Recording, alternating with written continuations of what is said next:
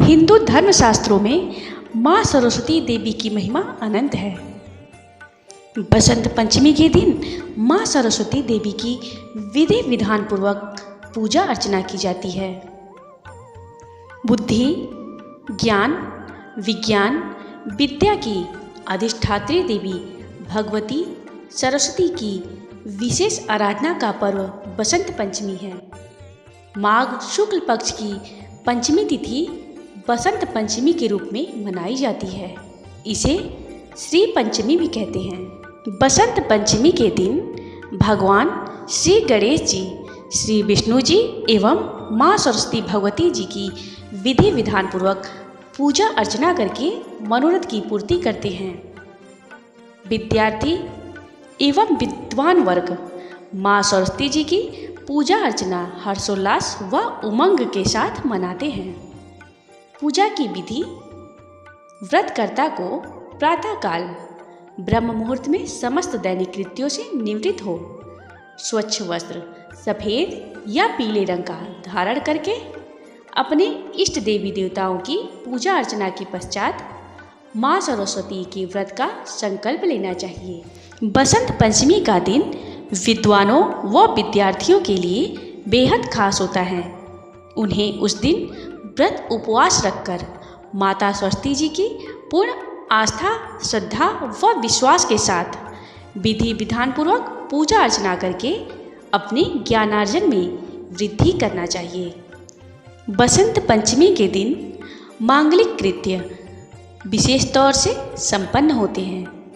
नव प्रतिष्ठान व व्यापार के प्रारंभ हेतु बसंत पंचमी का दिन सर्वोत्तम माना गया है।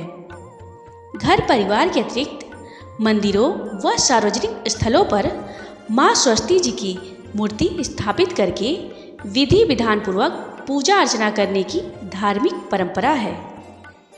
बसंत पंचमी के दिन होलिका की स्थापना करके उनके गीतों का गायन भी किया जाता है।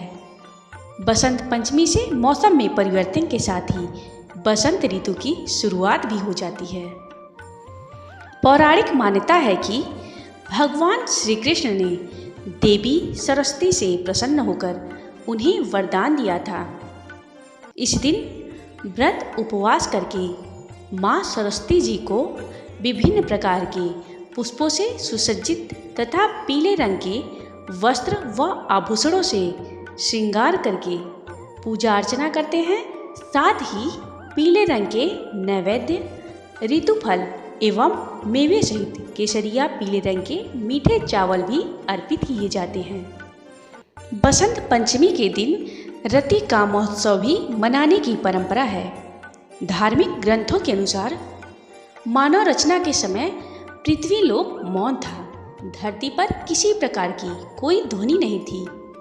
यह शांति देख त्रिदेव हैरान होकर एक दूसरे को देखने लगे, क्योंकि वे सृष्टि की इस रचना से संतुष्ट नहीं थे।